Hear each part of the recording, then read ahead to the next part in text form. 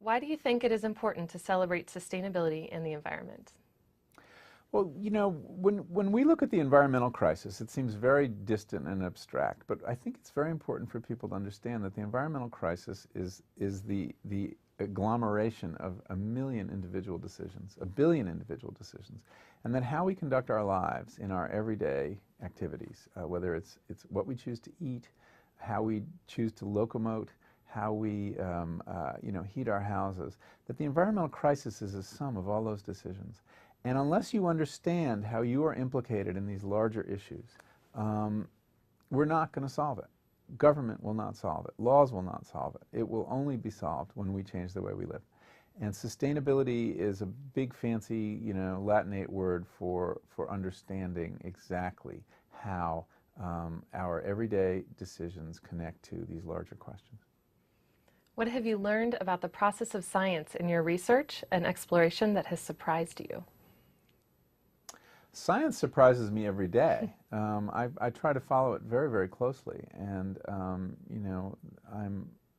trying to think of one particular.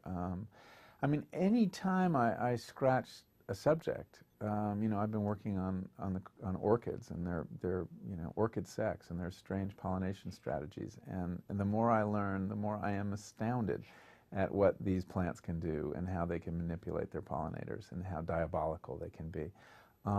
So, that's just the latest example of a scientific question that I've been exploring. But all you have to do is scratch the surface of any scientific subject, and you will be astounded.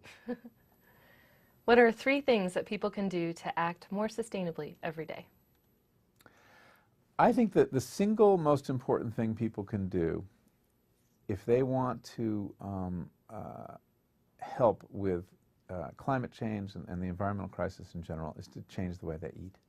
I don't think people realize that our eating choices, what's happening on your plate, has a more powerful impact on the natural world than anything else you do.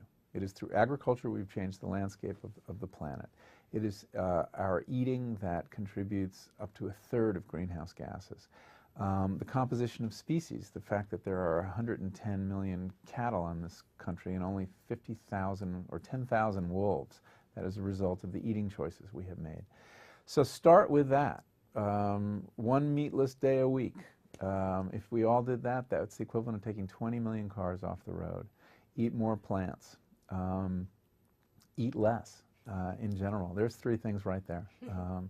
I think simply becoming a more conscious eater and considering how your food choices are shaping the world will lead people in the direction of making changes that, by the way, don't involve sacrifice. The best choices for your diet, for your health, happen to be the best choices for the environment, and they happen to be the tastiest choices as well.